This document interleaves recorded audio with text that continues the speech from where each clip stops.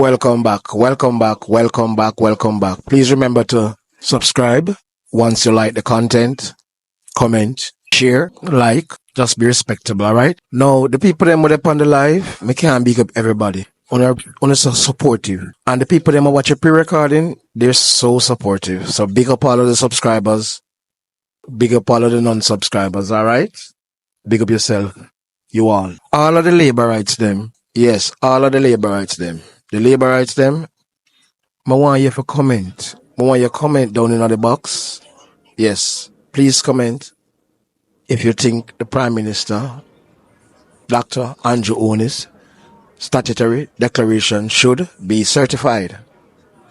I want you to comment. I want you to comment. Right now, I have a recording from Emily this morning, and I want you to comment before I play the recording. So right now, I'm going about a minute into the recording of my voice.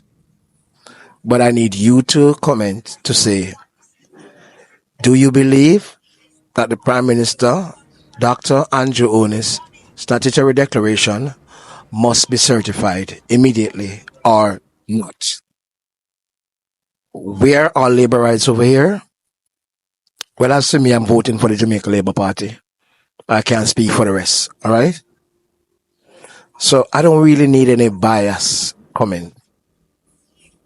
If you think say is a no, type no. If you think is yes, type yes. All right? And once again, I want to big up all of the subscribers. Thanking you for tuning in to my channel. Big up all of the TikTokers. Big up all of the YouTubers. And big up YouTube. Some me are looking at the comments. I am looking inside of the comment because of the comments me I wait upon so I can start the video with Emily. So can you comment down there? Yes, if you think the Prime Minister stats supposed to be certified, or no, the Prime Minister stats is not to be certified. Comment, comment, comment, comment. Big up positive wife style, sir. Am I wrong? Lifestyle News, big up you, big up the rest of subscribers them. Me not calling out, you know. Me have one call YouTube show the people them whenever there is traffic, who comment the most, who like the most, who watch the most. Yes, we have that stats on YouTube. I just didn't come up with the paper because I just listened to Emily, and Emily views are really, really, really shocking. Emily views are really shocking. So I'm going to look back down in the comment section again, once again. I'm going to look back into the comment section. If you think Andrew Onis statutory declaration should be certified, type yes. If you think not, you type no. And listen to Emily Shields as she presents her views. Have a nice day. We speak at the end of the video. What he's saying is that the Integrity Commission has a mandate, and having concluded the way it concluded, that no law was broken based on their investigation, that they should certify the Prime Minister's statutory declaration. To my shock, I saw editorials. I saw all sorts of opinion being published on why Delroy Chuck was wrong in making the comment that he made. And I was shocked because my view of Delroy Chuck's comments, my view was that he was saying the law provides A, B, C, D, E. You are at E, i.e. you've concluded your investigations. Having not found anything wrong, you must move to certify. You have to follow the law. Anyway, remember I wrapped my head around this issue some weeks ago before the tabling of the Integrity Commission report on the Prime Minister. I spoke about it on this program because there were reports carried in other media about the Director of Corruption Prosecution making a particular ruling on one aspect of the investigation and making a finding that there was nothing with which to charge the Prime Minister based on what was referred to her. And I opined that if that ruling stood, and if there was no other conclusion concerning possible break of any law, then it was my view that they had to certify the Prime Minister's statutory declaration. Couple days ago now, before the Parliament, the Integrity Commission Oversight Committee met. And when they met, the question was asked about how reports are treated. What happens when an investigation is done and there's no finding of a breach of the law or no breach of the code or anything like that? What happens? And we heard in that session from the Director of Investigation himself. And the Director of Investigation took us to Section 54 of the Integrity Commission Act, the very crucial section, to my mind, which Delroy Chuck was making reference to when he spoke on the 24th of September.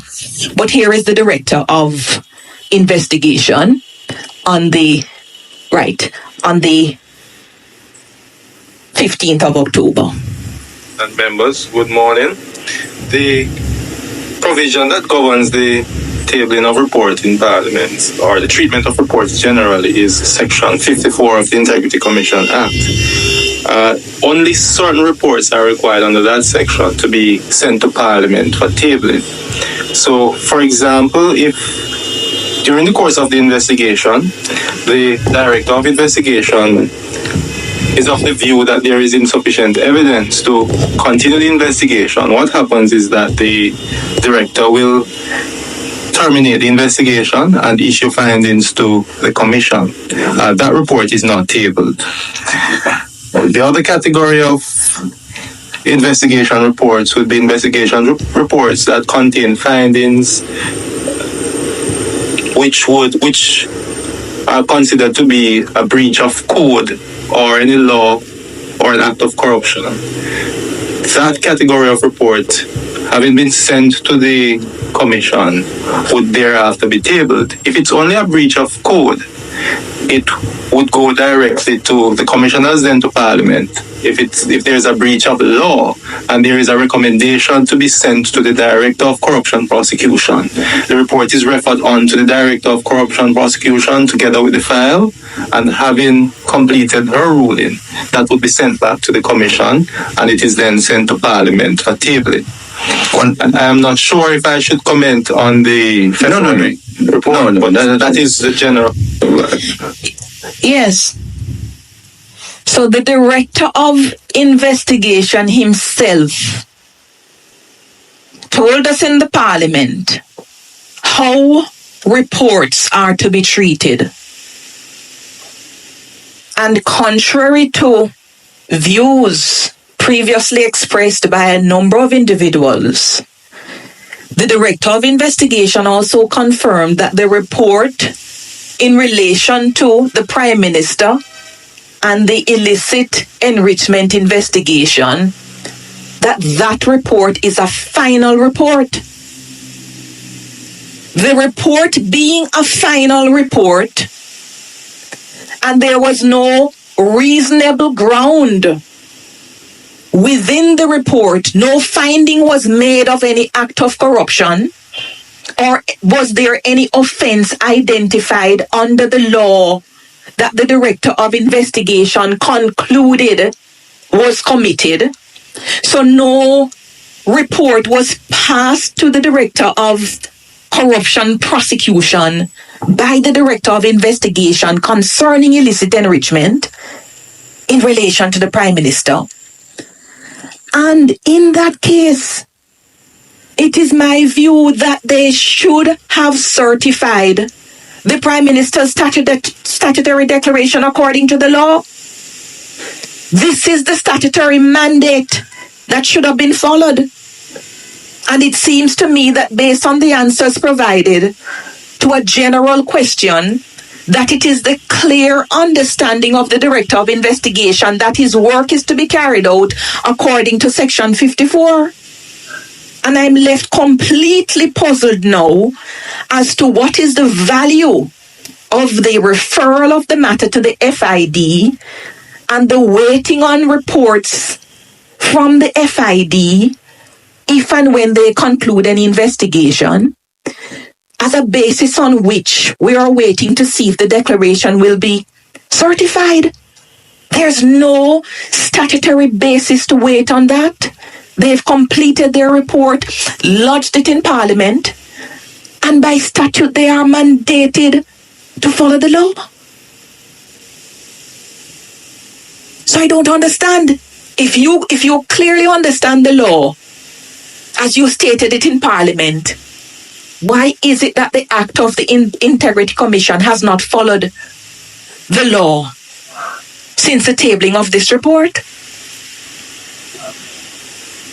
So I part company with those who viewed Delroy Chuck's comments as somehow being out of line. I understood his words to be within a specific context, and he outlined the context even if not as clear as others would have. And he's saying you went in to investigate, you dealt with the issue of conflict of interest, you dealt with the issue of illicit enrichment, right? You embarked on all of these things. You made no conclusion of any wrong done by the Prime Minister. You couldn't be satisfied that there was illicit enrichment. You tabled a final report. Having done so, the law gives you a couple courses to follow, none of which you followed. Why? And you should be made by statute to certify. To my mind, that is sound argument. The problem I keep having is that somehow over the years we've treated parliamentarians, particularly members of the lower house, who become members of the executive by virtue of being a member of the cabinet. We treat them with such contumelious disregard. We're so insolent, dreadfully rude to parliamentarians. It's as if they're robbed of their right to say whatever it is they honestly believe, however crude those statements might be, where we tolerate similar statements from other individuals, but somehow the parliamentary class, they're not allowed. The Parliament has given to the Integrity Commission Oversight Committee the power to have the Integrity Commission account to the Oversight Committee. The law clearly states that the Integrity Oversight Committee is ultimately the body to which the Integrity Commission is to respond and to be accountable to Parliament.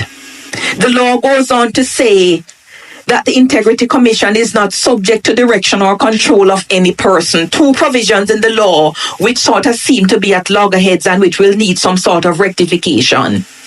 But every single time, the members who are directly impacted by the actions of the Integrity Commission seek to ask some questions about how the Integrity Commission functions, there are people in the society who wish not to hear the sentiments of the members of Parliament expressed about the conduct of the Integrity Commission. And something is fundamentally wrong with that. In the same way, listen, I happen to know the chairman of the Integrity Commission, the Honorable Mr. Justice Seymour Panton, very well. When Mr. Justice Panton entered Parliament, the comment he made about the water, the comment he made about having a meeting with Dr. Longmore, when I heard those comments, regrettably, my first response was that I laughed. And I laughed because, for me, because I know Justice Panton, I took those comments to mean very light moments. Right? At the core of it, however, when we cut down to it, I think it is a demonstration of the contumelious disregard that I talk about in relation to parliamentarians. Yeah? Maybe anybody else mentioning something like that couldn't really get away with it in any society. But in my mind and in my assessment, I saw the comments as being a light moment, and I didn't wish to take it beyond that. But I think in this particular democracy, we've got to go back to the point where we learn to respect the views of the parliamentarian, even if we disagree with it. Our disagreement doesn't have to be as crude as we make them out to be. And no institution, including the Integrity Commission, is to be above criticism.